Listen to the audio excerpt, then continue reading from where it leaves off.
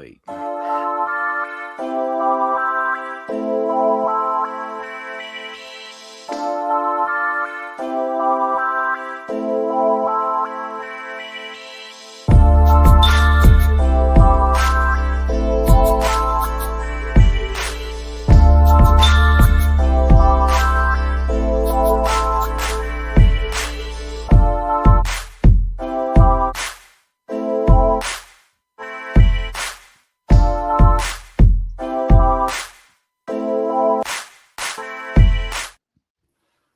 Welcome to Nearing Nerdvana. This is episode 146. I just realized I messed up the title and wrote episode and.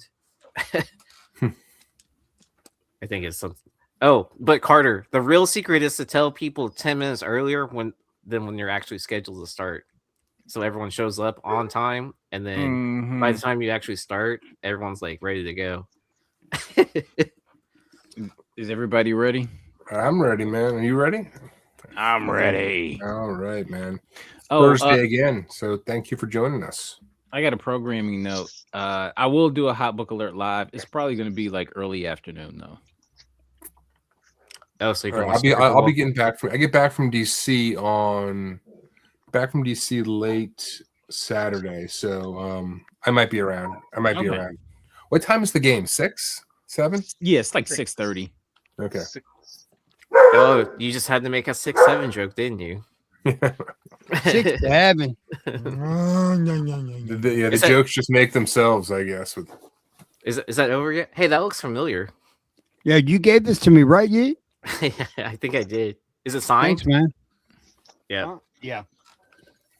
Sweet. I was like, it has to go to the right home. Thank you. I thought I had the OG. I had ordered one, and like 2 months, damn thing didn't show up. I emailed the guy. He's like, it's lost, and he's like, ciao, it's lost in the Italian mail, and he just gave me my refund. So maybe it shows up one day. I don't know, but is it signed by Arnold? Whoever. What do you think? I would guess yes. That's pretty nice. Mama. It's probably the easiest way to acquire the signature. Just buy one of the pre-signed books from the book tour or whatever. Yeah, I contacted a place that was doing the signing, and I just said put me down for a pre-order copy, and they mailed it to me. Took forever to arrive, but I don't care. It's cool. Now you need to find another one, cut it out, and then you have a cutout audio, and then you can add it to like one of the Conan comics or whatever that he's on the cover. Because I mean, he has made appearances at conventions, and I don't remember what he charged for an autograph, but like, it's a lot, dude. I remember this book selling for like, I think people were pre-selling them for like 1,000, 1,500, something like that. But I mean, like, I paid $80 for the book, so. Yeah, I know. Yeah, like I said, I'm just saying for a random comic, you know. No lines, no fighting, no arguing, no authentication needed. You know, no. I didn't have to get on a plane or a bus. No fist fights. Exactly. Nice. And I didn't have to be hurried through the line. Like the minute you see him, it's like goodbye. Have a nice day. So. True. Alrighty. We got a few people joining in. How's everyone's week going? Ready for the weekend? The super weekend? Yeah, man, I'm ready for it already. It's been a busy week, man. I'm ready for the weekend, but I got to make a quick trip to Washington D.C. tomorrow morning, and then get back Saturday night, and home on Sunday. So busy. Nice. I'm gonna try to hit a shop while I'm down there. Gonna try to, but we'll see. That's what we all say, right? I think I did all my comic book shopping this week, just so I can maybe chill out this weekend. That's what I think I did. Oh, it's a good time, man. I literally have a long box of books that I still have to do haul videos. I'm thinking about just getting it all out in one. I don't know. We'll see. Like a big 1 hour video, man. Just crank it out. Yeah. But I have to sort everything. Anyone with eBay with an eBay rewards credit card, they're ending their program soon. Like I got the email from MasterCard. So if you have eBay reward points, you have to spend them before March 24th. Bro, I was just about to like apply for that credit card too. Damn. Yeah. So they're getting rid of that. It's like I'm getting transferred to a completely random like MasterCard now or something like that. Oh, that so I wonder if they partnered with somebody else on that. I can't imagine Yeah. eBay getting. I mean, I just wonder maybe that like whoever the MasterCard or whoever they were partnered with didn't want it anymore. They're going to Visa or somebody else. It just seems like that's. Yeah, I would wait until after the March date to see what they do. I couldn't imagine them not having some sort of rewards program like that. It just seems like too much of a layup, you know. But, yeah. Thank God. I was just about to apply for that. Dude, I have 20 points with that shit. Like I think I have to go on the spending spree for over the next month or whatever. Oh, man. I mean, luckily I did use a lot recently for that. I guess I'll show the book once I get it in hand.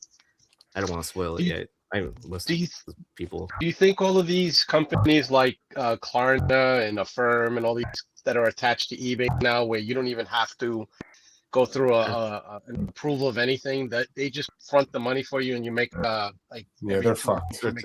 That's what I'm saying. It might be killing the whole idea of dealing with a bank and credit cards. No, because there's no credit checks, and these things are going to get wiped out, right? Because it's the worst of the worst credits.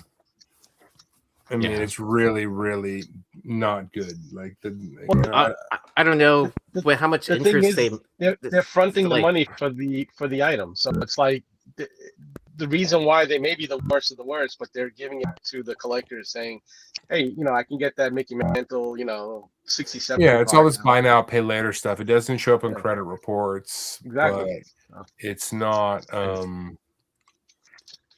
But they also make a ton not of going to interest work on because the defaults, there's going to be no recoveries on them, and you're going to have higher than normal defaults because there's no checking. Anybody can just sign up for it. So True. We'll see. We'll see what happens. Alrighty.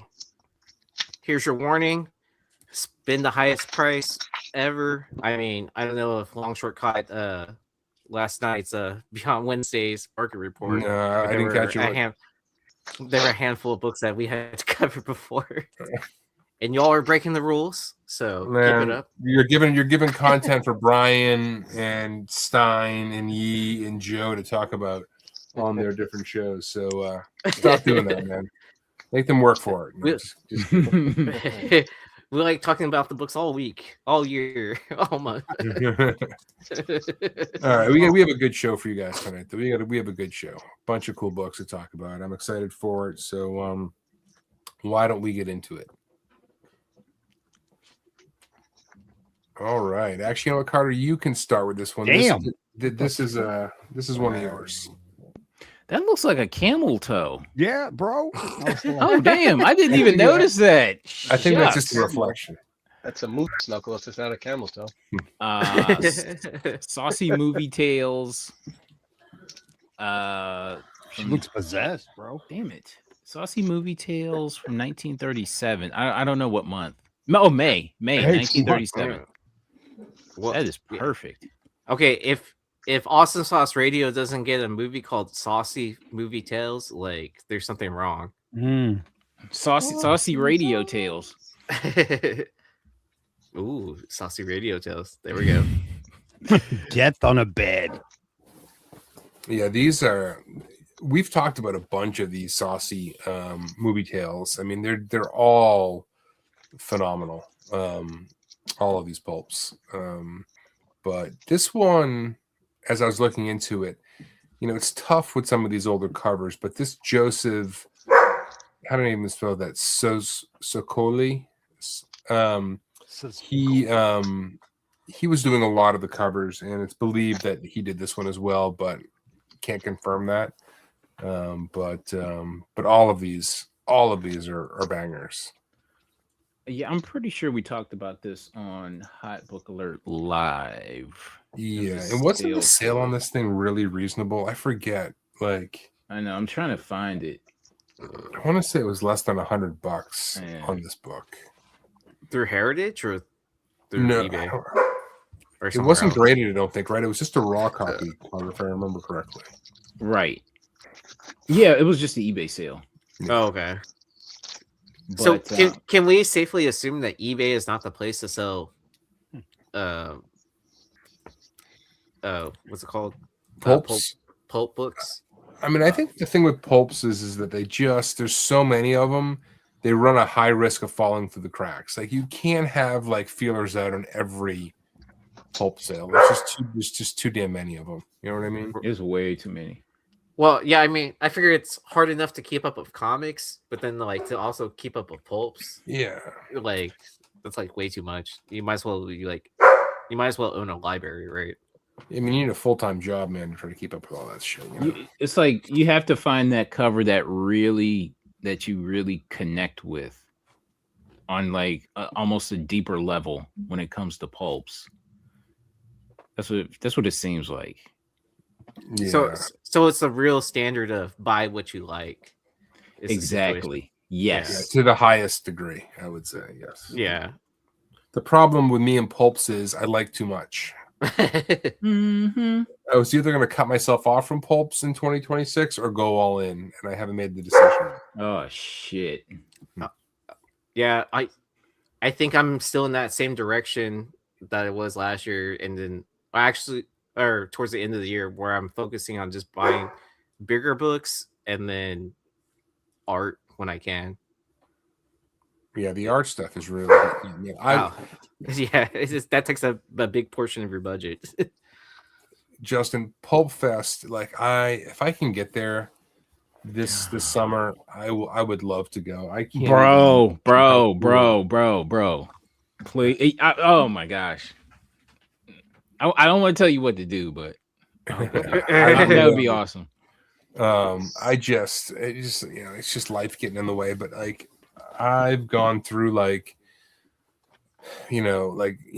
pictures and videos of that, and like, god damn it, that would be an awesome show to go to. And it only exists in Pittsburgh. Like, it's not like it travels the country. It's just like in Pittsburgh. That's it. I like all these like East Coast specialty shows that like either focus on comics or pulps. The original art show. That's all East Coast, man. What's the rest of the country doing? I think if I went to Pulp Fest, $10,000 wouldn't even be enough to get me through the damn thing. So that's why, maybe it's a good thing that I not go. But man, I would love to get out there for that. Oh, that's why I'm waiting until I have like 10K to blow to go to the national. Like, I don't even think that would last me a day. To be honest, like, for cards, like that whole hobby is like ridiculous. Like, you know what you do? You make a 15 leg parlay for the Super Bowl, hit it, and you'll have 10K to blow. That's what I'm gonna do. I don't even know if it's legal for me to gamble in Texas like that. Sure, it is. I'm sure there's some apps or whatever, or I could give Joe a call. Yeah, we'll take care of it. Yeah. When they come and detain you, you can call them and say, "I need your help." We're wrong. Nah, man. If you know somebody in Vegas, have them place a bet for you. That's when I'm gonna call Selden as my lawyer, right? Yeah. Hello, Brad Selden. Will you represent me in the state of? All right, what do we got next? Oh man, talk about an awesome book. Marvel Mystery Comics number 12. This cover was penciled by Jack Kirby and inked by Joe Simon. I mean, how cool is that? Timely Comics, 1940. 6.5 of this sold for $3,200 towards the back end of last year, which kind of feels like a pretty damn good deal on this book. But regardless, 74 copies on the census. High grade is a 9.4, and there's 2 of them. But just an awesome cover. Mm-hmm. You have this one, John? No, that would be a really cool find, though. And I love Joe Simon stuff. And no. Yeah.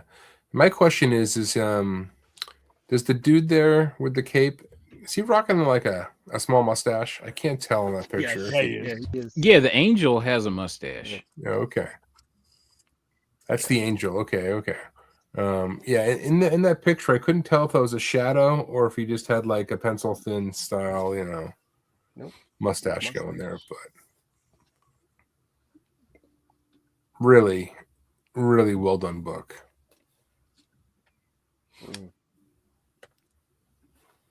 All right. Can't remember if we ever talked about this book. Regardless, I threw it on. Strange Stories from Another World #3. This is a Norman Saunders cover.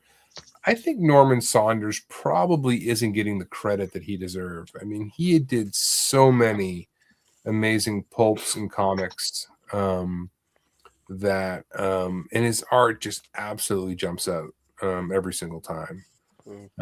This is from Fawcett Publishing from 1952. And 8.5 of this sold for almost $2,200, which is a nice price.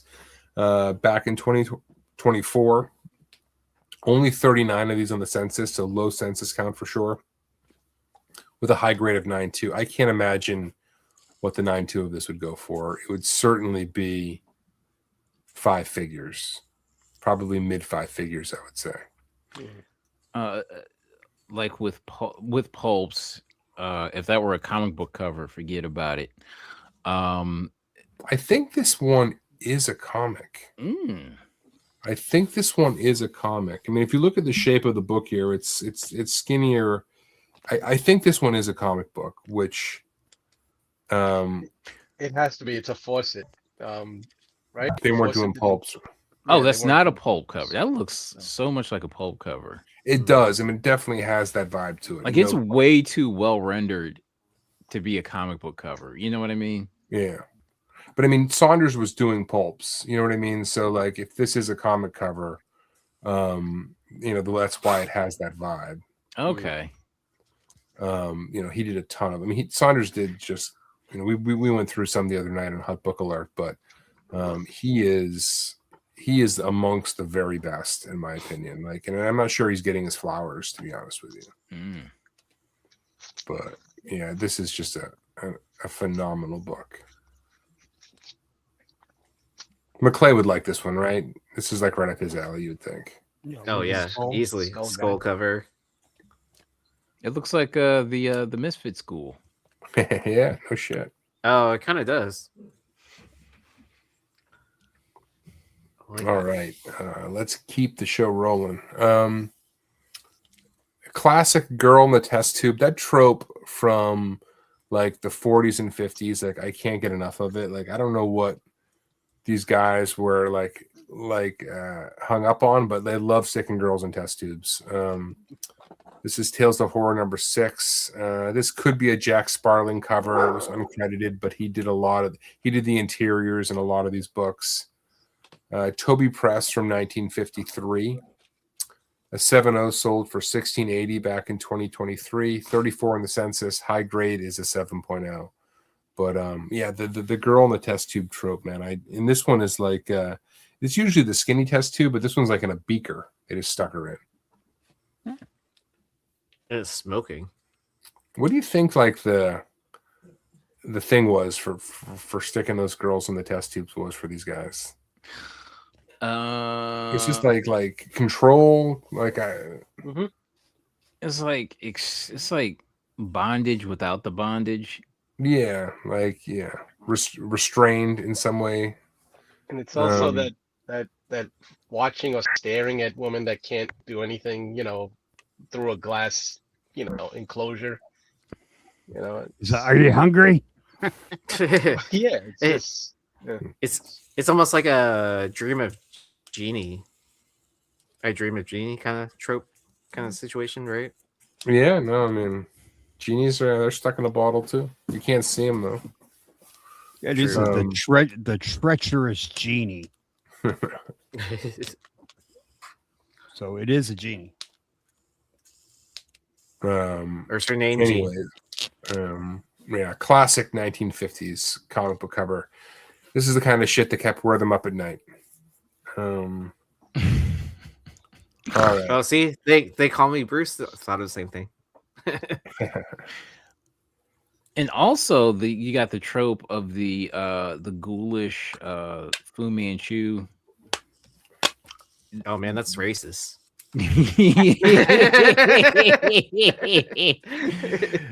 I don't know what's more racist, this cover or Detective Comics 1. Yeah, Detective Comics 1. There's like a whole, like oh gosh, Yellow Claw. Yeah, just covers like that. I thought about starting to collect those and stuff like that just to see what the seller's face would be like, like buying that. But then again, like I don't want to bring it into my house because I'm sure like my parents would be upset. Like, my brother would be like, "What the hell are you spending your money on?" And like, it's an investment. It's like I'm getting racism off the street. The same way, I love the big lip black dude, the big lip black dude covers of the 40s. I love those. Do you buy those? Yeah. Where I can buy them, I do.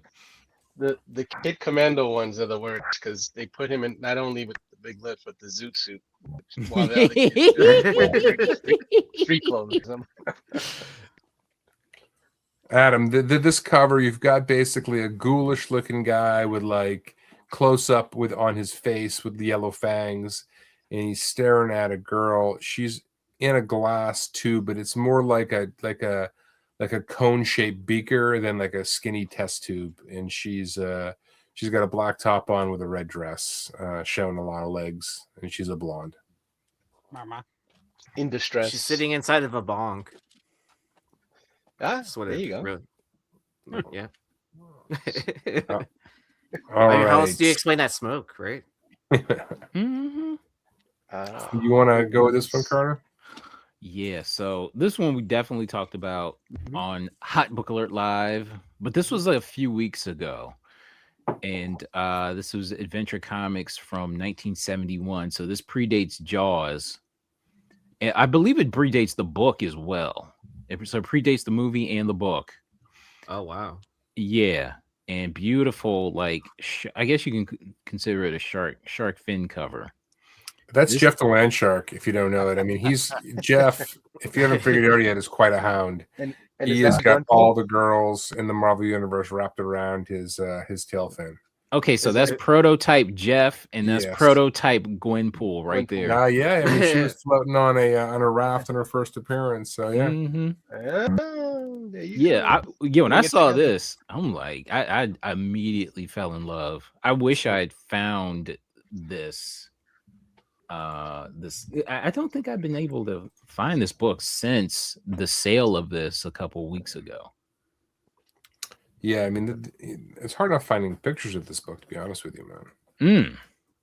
Does this predate Coppertone? I believe no. I think that might have been the 50s. Yeah. Okay. And then the second question I have is: would John Z put this in his shark collection?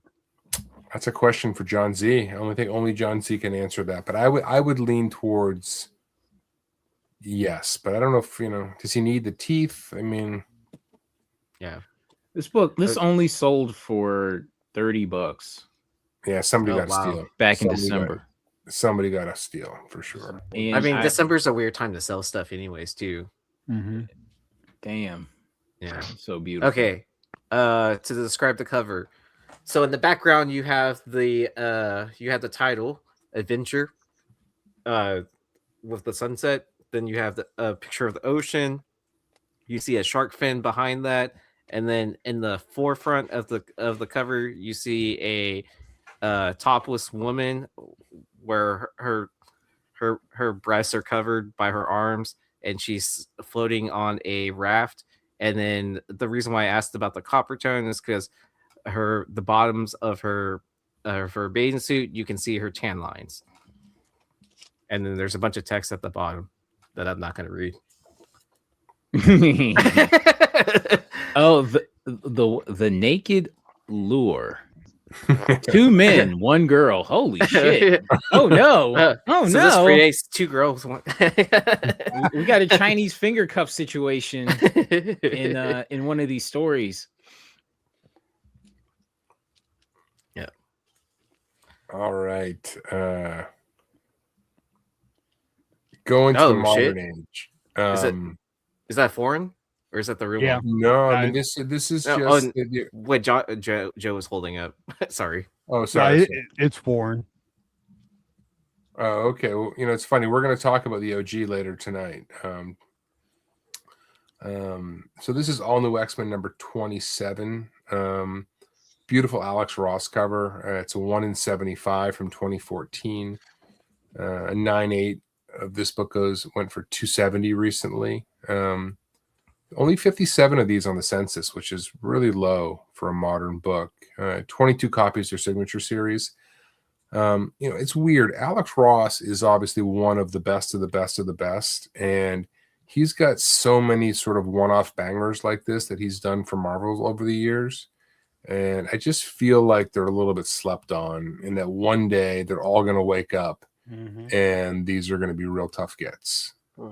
Real tough gets, in my opinion. So this one's great. Cyclops looks badass. Jean Grey looks badass, like front and center there, but just a really well-rendered cover. And then, a lot of these, he has the sketch version of it, which is definitely cool.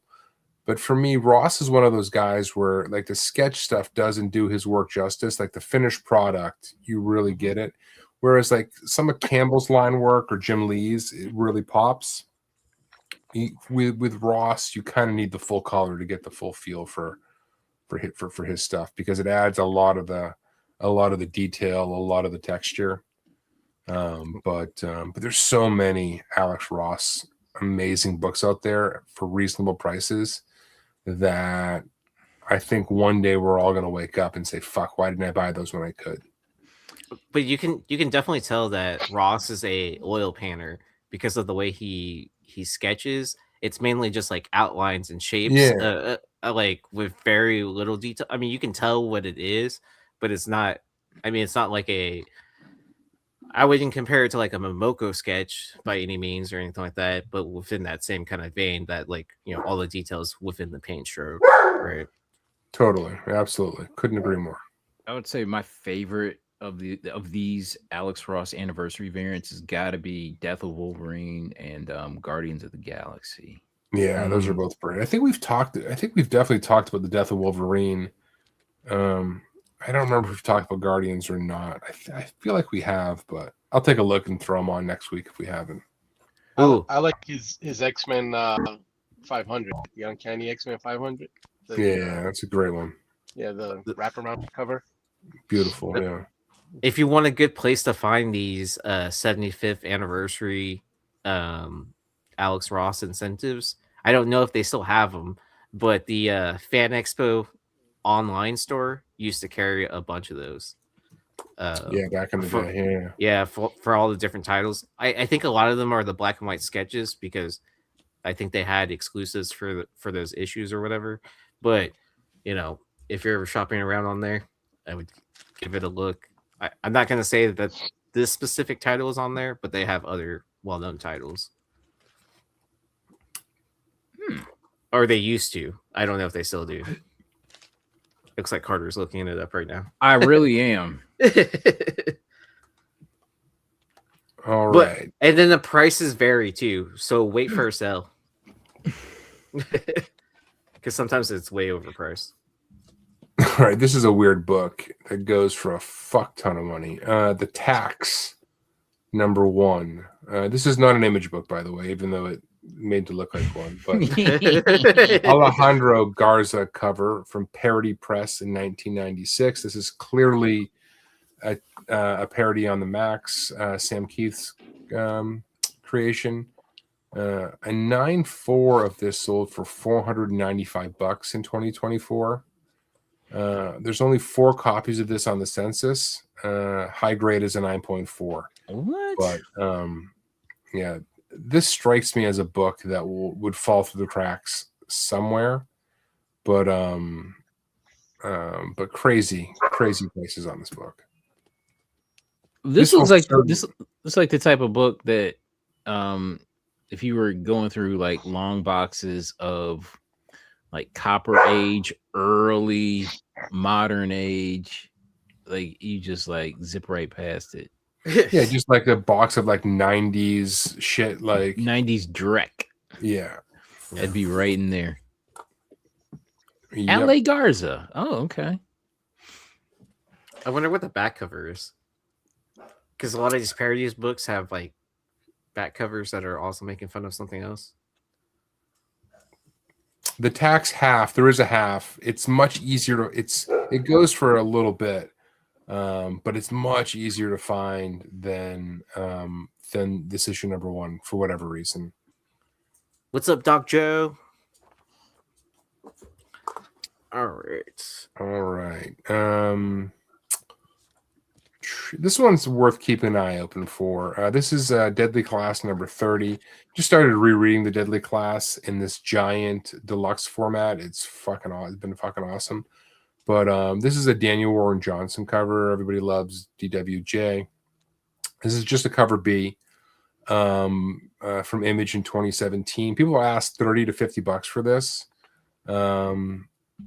Just given how hot DWJ is. 2 copies on the census, both 9/8, both signature series. But this might be something you can find for cover or less when you're out there digging. So just something to put on your radar to keep your eyes open for. I pass by this book all the time. You should try it. I mean, if you want to, you could probably get a quick $20 for it. So I was going to ask, when did they put Dave Mustaine on the cover? Oh yeah, it's Liger. I wish they didn't cancel the show. It was really, I think, well done, and there was a long way to go with it. Hopefully somebody rediscovers that. I don't know what happens to the rights when a show gets canceled, but it certainly seems to me like a property that deserves to get another shot, because that first series was fun as hell.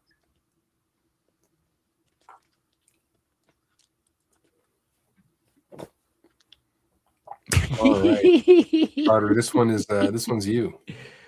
I'm gonna do my damnedest to get this distinguished as a what's the word I'm looking for? Not designated. Designated, yes. Designated as an innuendo cover. Archie 468. So I'll read the caption.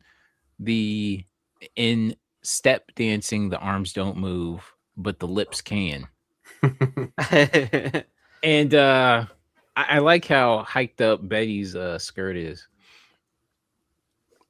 Yeah, I mean, all of these Archie covers, man. There was a lot of tension built up in this community, man.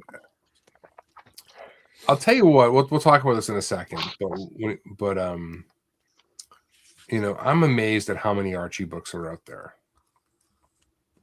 This came out in 1998, and they were clearly on all of these covers looking for the innuendo wasn't happening for no reason. Like, they were definitely looking for it. But as I was looking for this book, I found this next one over here. If you go to the next one, Aaron, this is Archie Giant Series number 468. I mean, you have 2 Archie series with 500 copies, and this is not even getting into like Archie's Gals. I mean, there's so many Archies that came out. Betty and Veronica, Pep. I mean, it's unbelievable the volume of Archie that was being put play out on Star Wars right there with the Jawa and R2 and 3PO. Yeah, this one doesn't go for anything, but like it's got everything going for it, right? So I believe this is Dan DiCarlo. He was doing the covers at this time. I couldn't find the exact credit, but I'm reasonably sure it's him. This is from 1978. Nobody's graded this book, so it seems like an opportunity.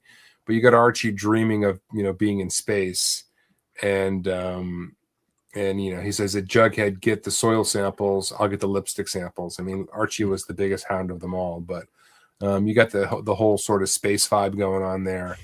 I mean, this is a book you can definitely find digging in the back issue bins. And if you find a high grade of this, why not get the damn thing graded and put it up for sale? I bet you do pretty well on it. I'm gonna get the Poontang samples. That's basically what Archie. Three Rivers is telling us that they're in high school. Yeah, they've been in high school since like what 1940. Hey, listen, man, take it up with the writers, man. Take it up with the writers, man. I didn't write this book. They clearly knew what they were doing. Well, I found this one because I was looking for the other Archie. I'm like, there's 2 fucking Archie series at 468 goddamn copies. Archie 468 and then another Archie 468, and they're both like horned up as fuck. Yeah, that was that was definitely their MO at the time. So but I heard all the writers list all the writers were on the list. Yeah, I mean, these guys have been in high school for 50 years. Graduated already. All right. What do we got next?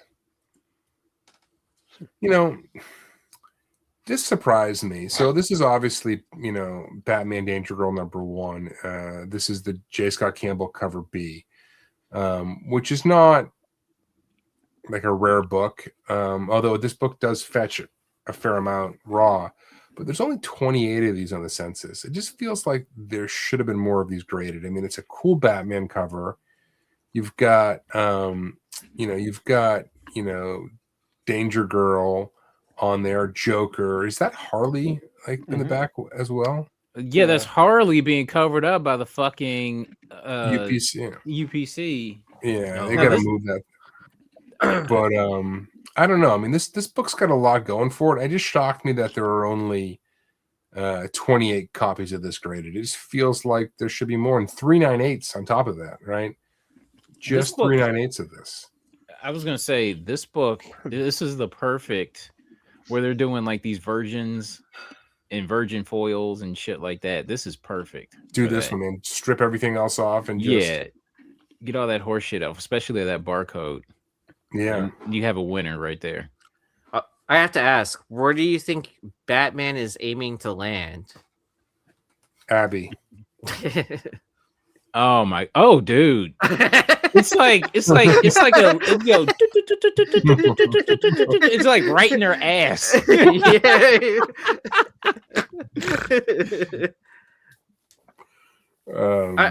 I was just hoping I wasn't the only one that noticed that, right? Damn. Joe, how many copies do you have? Oh man, about 3 or 4. How many are you gonna grade? None. Somebody should grade. This feels like a layup, to get a nice little pop up. I mean, you're a presser. Like, I feel like you could easily get a layup 9.8. It's been 7 years since this book is sold, and that was a 9.6. Like, I couldn't even find a 9.8 sale of this book. Man, I still need to grade. God, I got a shitload of Campbells I need to grade, bro. I mean, I was going to I need to grade this one. I've got 3 of these. Nice. That.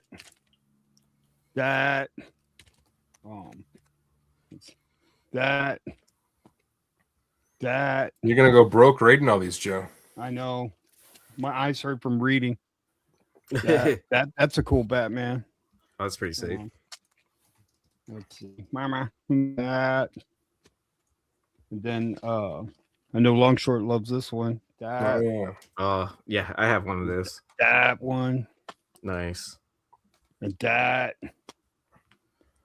And that. I got 3 of these graded, but I've got 2 more raws of that. And I found a couple of newsies of this one.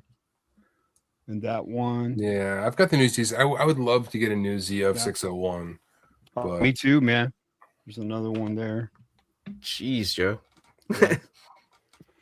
Tell you, I'm just putting aside ones and it's funny because I'm putting aside ones that I want to grade, Of course, graded Campbell's I got a fuck ton. You know.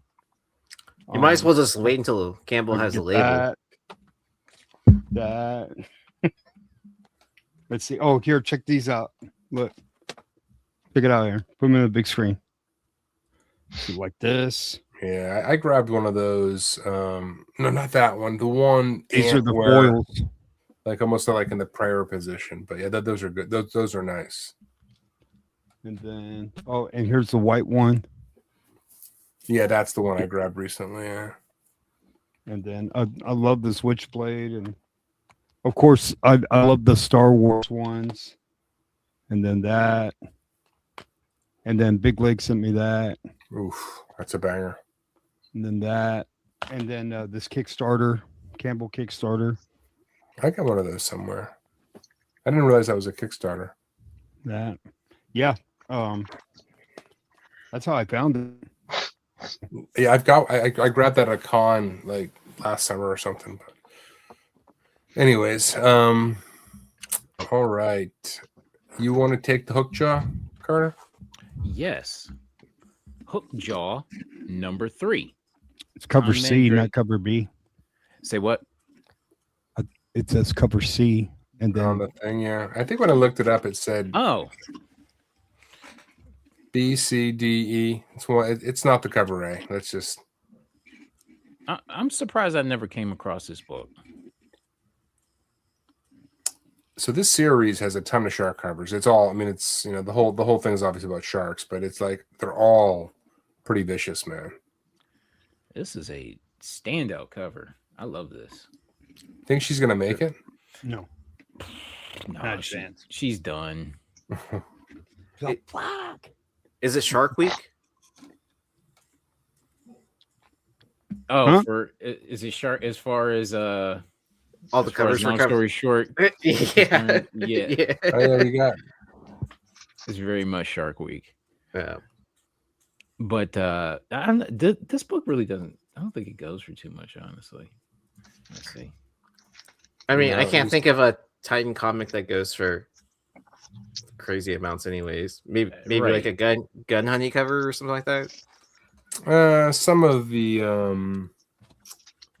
we've covered a few that go for quite a bit. I'm going blank on the title, but we've got the Faye Dalton did a couple of covers for them on I can't think of it, but there's a few, but they're really obscure things, super low print. So this one sold for about $30 a couple months ago. It's not bad. $30 for this. It's pretty. Respectable. Yeah. But I don't know. This feels like this might be the best out of the covers, out of these hook jaw covers. It was it was certainly a standout, but there's some cool ones in that series. I was going through them. I wasn't familiar with it, so. Isn't this? Hey, check this out. Isn't this like a weird, different angle of that cover? Like it's almost as if she turned around to try to swim away. the It's before like and the after. Yeah, it's like the hot chick in the bikini with that fucking shark. Unbelievable. I think size. this girl gets eaten too, man. I hate to say it. Oh yeah, there's no saving. I'm not going in the water for that. You can't save her? No. I don't like anything in the water swimming bigger than me. So I don't care if it's friendly or not. Dolphins and all that shit. So you won't go swim with dolphins? Is what you're saying? No. You ever see the morons in these SeaWorld videos with the orca just fucking takes them to the bottom of the pool? And lights There's out. nothing you can do about it. Those No. things decide to take you for a swim, it's over. Yep. All right. Oh god, this is an obscure one. Nomextra and Kevlar #1. This was a promotional comic from DuPont back in 1991. This thing goes for $10 to $15 raw, which isn't anything to speak of. But there's only one graded copy of this on the census. The high grade's an 8.5. I can promise you, if you could pull a 9.8 of this, it would go for a fair amount. So what is this? Forever Chemicals propaganda comic? Basically, yes. It's the benefit of chemicals in your diet. Well, it's like, well, you might as well have all this oil. You might as well burn it. If you subject yourself to our chemicals, you too can be a superhero. Is basically what they're doing in this one. It'd be funny. I've never come across this one. Every time I think DuPont, I think the guy that shot the wrestler in that movie Foxcatcher. Oh yeah. I wonder how many cases of oil you had to buy to get this. What kind of oil? Baby oil? DuPont. They're giving it like out motor at oil. some DuPont like event or something, man. Oh, during like a car race or something like that. I don't think it was a car race, but I feel like if it's gonna end up like in someone's like garage or anything like that, that this was used to like clean up oil. Anyways, yeah, people love these promo books, and like I said, if for whatever reason you're digging, you find this thing for $1 in high grade, go grade it. I guarantee you can flip it for a couple $100 easy. And long short, we'll buy it from you. No, I'm joking. I'm not saying I'm gonna buy it, but I assume that there are certainly people out there who love this kind of stuff who would. Okay, if Longshort doesn't buy it, Doc Joe will buy it from you because it's the only 98 on the census. Yeah, and probably will only be the ever 98 in the census unless they find like a box of these at the DuPont headquarters unopened or something. But, okay, let's keep moving. All right, wanted to talk about this one because everybody went bananas for the Art Germ Psylocke cover. And I think a big part of it is because it was less digitized than some of his other stuff recently. And I was like, I know I'd seen him do that before. And it was this Wonder Woman 750, where this is considered the Golden Age variant. There's a couple of different styles. We'll touch on another one in a second. But this, I think we're going to see more of this from Art Germ, just given the reception he got from the Psylocke cover. And in some ways, it's kind of what's made Flops so popular, where it's sort of like a throwback vibe to it. It's a modern take, but it has a throwback vibe in terms of the coloring and the line work and everything. But this came out in early 2020, just before everything shut down. And 98, this sold for $140, which feels kind of cheap. 209 on the census, 173 9/8, so plenty of 9/8, and a good chunk of these are signature series. But wondering if this book catches a little love, just given how hot that Psylocke book was. It's a nice rendering of Wonder Woman. Mm-hmm.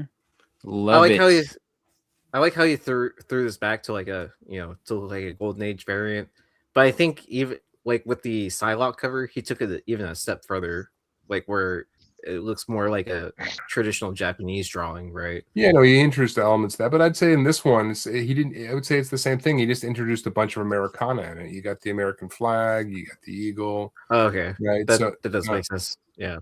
So I think it's just sort of leaning into whatever the vibe of it is. But yeah, but I think a lot of it is because if you go to the next one, this is kind of what his style has been recently, right? Heavily digitized, still very appealing in its own right. But I think people have grown tired of this style a little bit, not just for him, but like just for comics in general. And just having that more stripped down feel. I think we're going to see more of that from him because I just feels like that's what was going on in that Psylocke cover versus most of the stuff looks a little bit more like, this version. And, but we'll see. I'm just guessing. I have no idea what he's got planned, but just given how hot that book was, I mean, it's still selling for like $400. I mean, that's one of the best 1 in 200s we've seen in a long time. That book, but he calls this one it with a second print.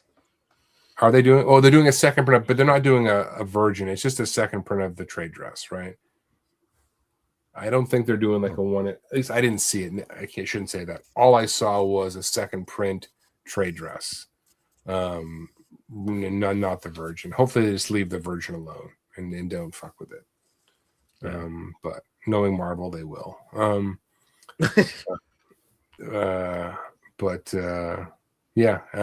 is the pure art version, he calls it. This one for 120. It's a little bit less than the other one in 2025. Fewer of these on the census. I don't know if that's, I don't remember what the print runs were on these, but whether this one was shorter printed or not, it may have been because this was the virgin. But 164, 136, and 70 of them are signature series. But yeah, we'll see. But my instincts are that we're going to see more of that sort of throwback vibe from Archie for a little while here. Real quick, this Wonder Woman 750. This was like a prestige format book, wasn't it? Where it was it was a big book. Mm-hmm. Yeah. And there were like a gazillion, if you remember, there were a gazillion variants for the 750. It's probably like 50 variants for this. This issue number 750. Yeah, because I know they had all those iconic numbers, issue 1000 for. Yeah, and like this came out like in January of 2020, so just before the shit hit the fan. Yeah. Who did it first? Flops or Art Germ? That throwback style. I mean, Flops has always had that kind of like I don't even know how you want to, that color palette and that style to it. I mean, we talked about my first exposure to Flops was Mad Love Comics was doing these art books with different artists, and he did a Harley Quinn art book, but the cover of it was Harley Quinn, and that was my first exposure to Flops. But since I've known him, he's always had that this kind of like understated vibe. But this would have been done first. But I don't know if it's hard to take credit for it because it's kind of just doing like old school comic look to it. It's hard to for anybody to take credit for it or not. But this is great. I never got hands on this book. I would really like to get one, honestly, but I'm a cheap bastard. I just wouldn't pay asking for it. But speaking of Flops, you want to take this one, Carter? What the hell is this? Oh yeah, we talked about this too on Hot Book Alert Live. Carmilla Unbound, 1984. This is we talked about this because this reminded me of Flops Kickstarter exclusive, and this reminded me of are any of you guys familiar with Girls and Corpses magazine? Yeah, dude. I mean you are. Dude, I don't know. Is that the magazine where it has Momoka's first work in it? Professional work?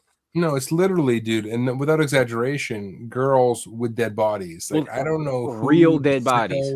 Like who the sicko who came up with that, but like, god damn that.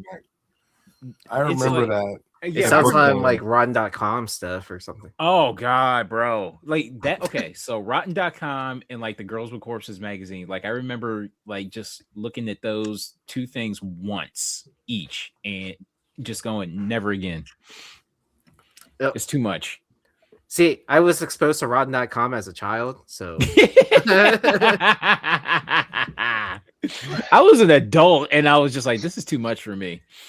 It was more like, your friends find out about it or whatever, and then it's like, hey, have you seen, you have access to the internet? Yeah, check out Rotten.com. And it's like, yeah, childhood ruin. Yeah, the first thing I saw was a guy. He was still alive, right? But he was in a motorcycle crash, and like this half of his face was just grinded down. Oh man. And it's like it was just all bloody. Man. And the thing that stuck out to me were his like blue eyes. But all of this was just gone. Oh man. And I was just like, okay, we're done. I can't do this. And that was like 20 plus years ago, and I've never been back since. Yeah, man, that would be enough to like I've seen enough. But, the funny thing is, I have this book. I don't even remember doing the Kickstarter, but it ended up showing up.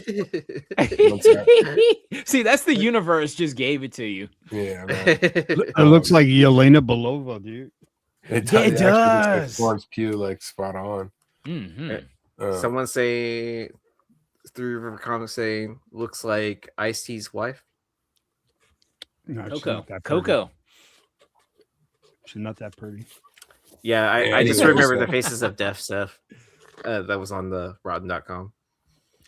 Yeah, Flops' early stuff before he really blew up is all doing really well in the aftermarket, and I think people appreciate just the simplicity of the way he goes about his work. So yeah, he's a nice guy, man. Yeah. All right. I don't think we ever talked about this one, but man, is it a big book. Street Fighter Unlimited #5. This is a Joe Viren's 1 in 10 cool. variant. This is obviously an homage to Batman something 68. I can't remember the exact number, but when obviously Bane breaks Batman's back. Oh, what is it? Is it like 497? I don't remember. It was something up there, but a raw of this sold last year for $248. Only one of these on the census in 9.8, but all of these Street Fighter Unlimited 1 in 10 homages go for big bucks.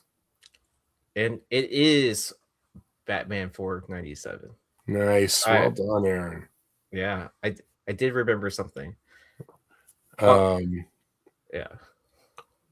But I always keep an eye out for these books when I'm going out digging, but they never find them. I never find them because this is precisely the kind of book that when the Street Fighter collectors, they get them and they're just gone. They're in their collections and they're never going to see the light of day again. I did find a really cool Street Fighter crossover that IDW put out with G.I. Joe. Nice. And then I found the incentives in the back issue bin somewhere, and it's literally Street Fighter 2 is what the panels look like, and it's a connecting cover. Those are probably good grabs, man. Those are probably. I'm missing a couple issues for the connecting part because like the first few were 1 in 10s because they're the retailer incentives, and then at some point in time, because it's only like a 5 or 6 issue thing, and at some point in time they just made them like open order B covers part of it too. To the connecting. Yeah, those are. Yeah. I mean, the Street Fighter stuff just never ceases to amaze me how well it sells. But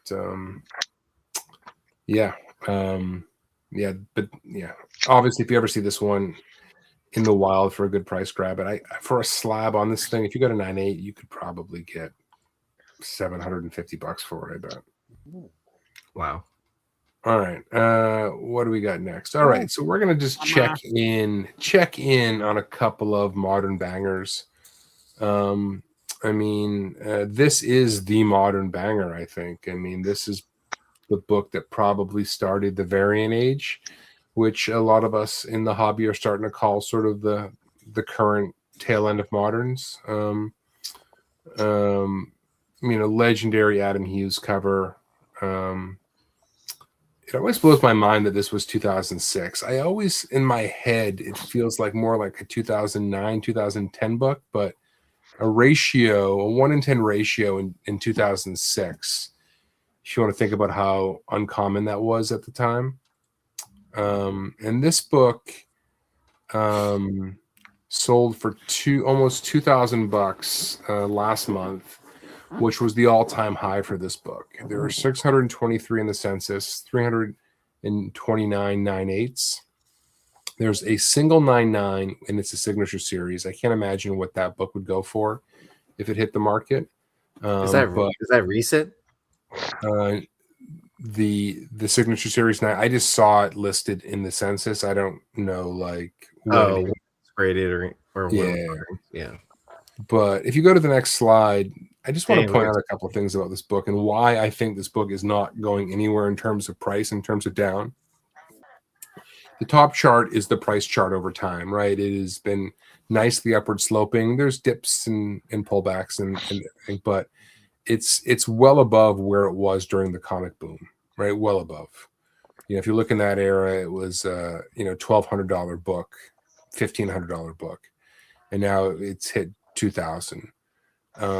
So because this is floating around 1,000 now for raw copies of this book, isn't it? Yeah, they're starting to get up to like $800 to $1,000 raw, 100%. But when people get this book, man, like it's in the collection. Like this is one of the ones that they're not looking to flip it. They get it, and they're holding it, right? They're long-term holders of this book. The chart I like below, the sales history chart, all those squiggles there, all that's basically saying is that this book sells, a couple of a handful of copies a year. It's selling less than one to two a month. So this book doesn't have a high turnover volume. People are just not getting rid of their copies. I mean, that's a very low sort of turnover of this book. So there's going to be a day when these are going to be really hard to come by, is my guess, because almost anybody you talk to will say that's one of their favorite modern comic book covers without question.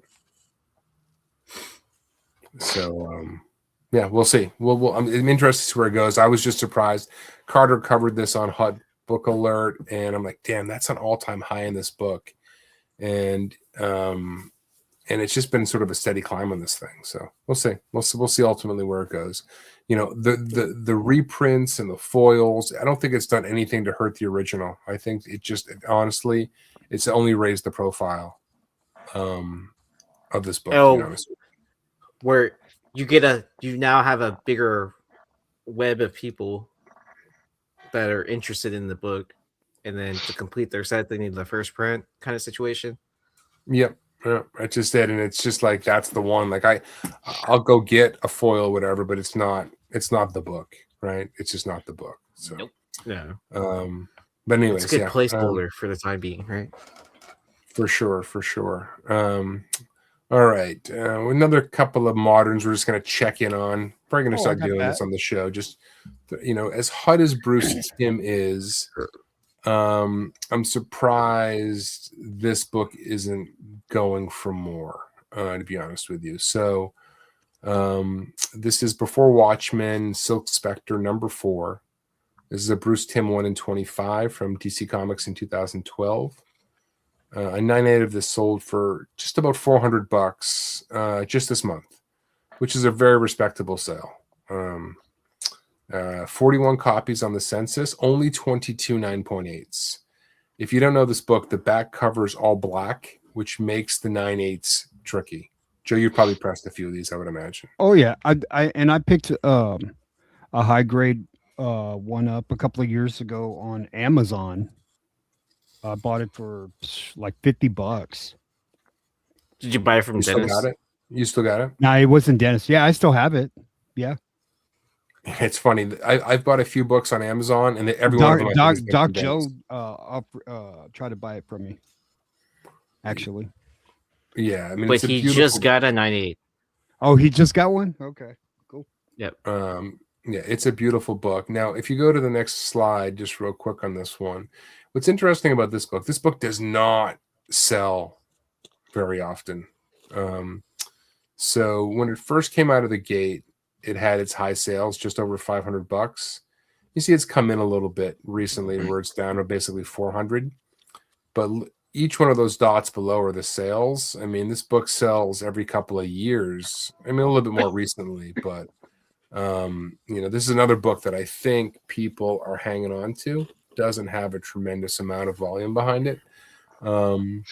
So I don't know. I just feel like this one, I'm surprised it hasn't. 9/8, to me, in a 9/8 is $1,500 book.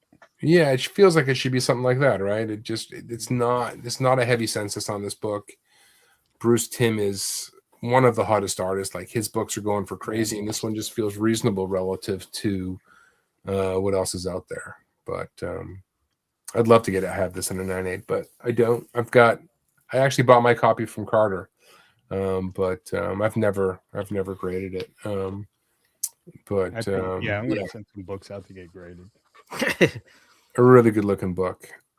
And the last one I just want to touch base on.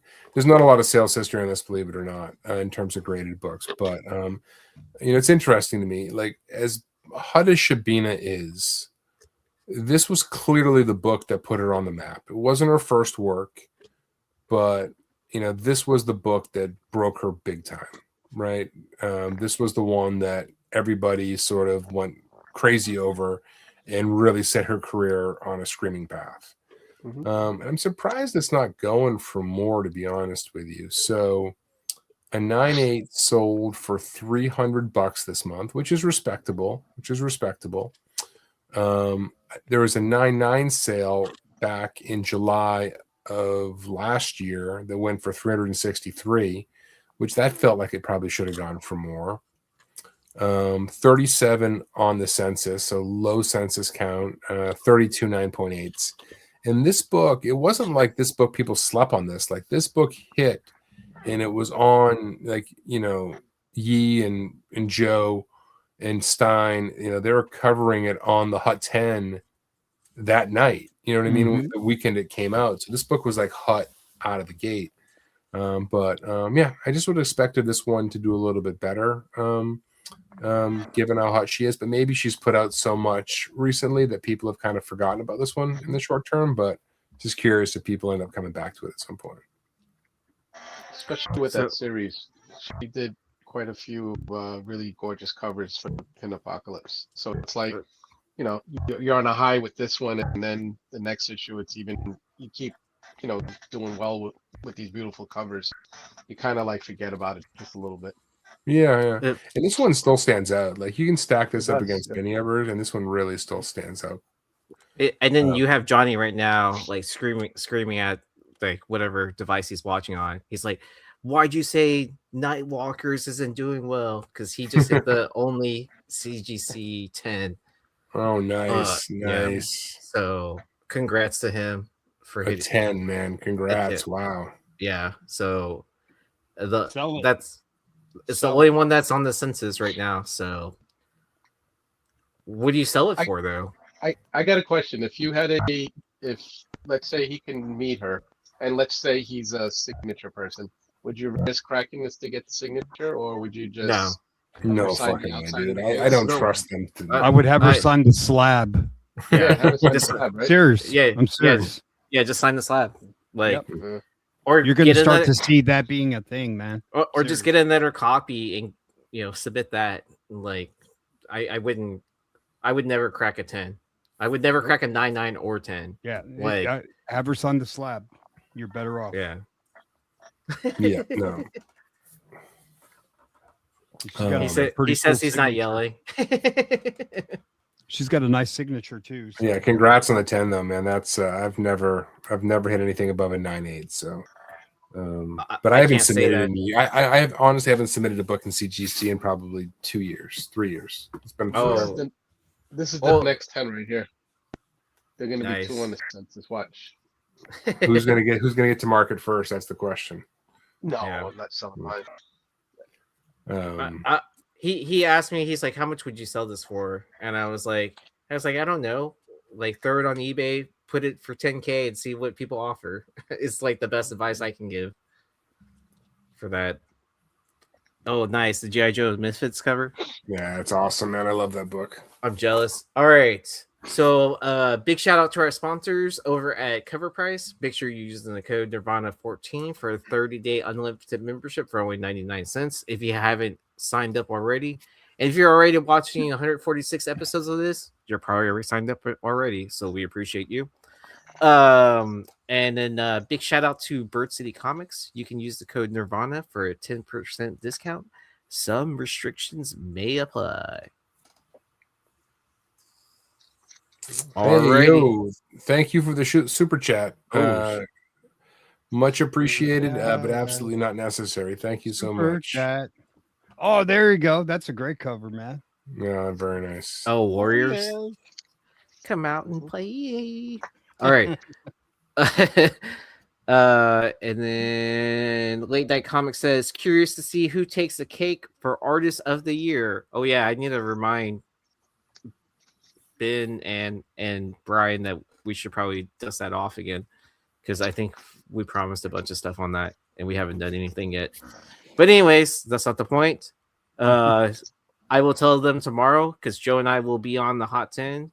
I think so. If Stein is back from out of town, or if he's not as busy when he first went out of town last week. But hot book alert. You said it was going to be early on Sunday afternoon. Yes. Sunday. Yeah, I'm shooting for noon, but it's noon, but before 3 p.m. Eastern. He's shooting for the crack of noon, y'all. So. Oh man, I've got that one. I've got that Electra, man. Nice. Great. And then who's going to win the Super Bowl?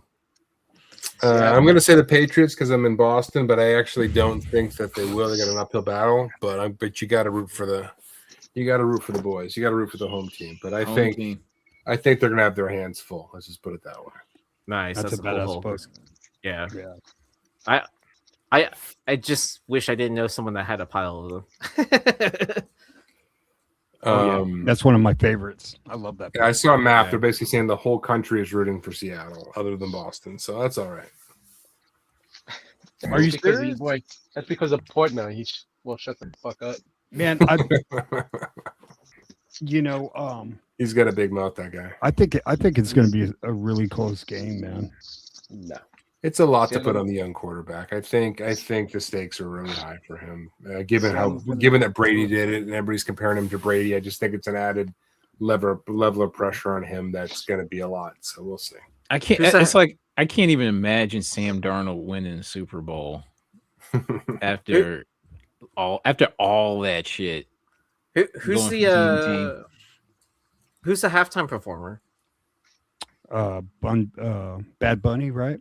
Oh, no. Some dude in a dress. Some dude in a dress. I thought it was Kid Rock. Kid Rock.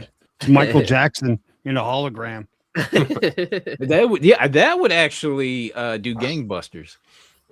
Oh yeah, hologram Michael Jackson. That would be no. If you're gonna do hologram of one star that's dead, get them all to perform together. Whitney, yeah.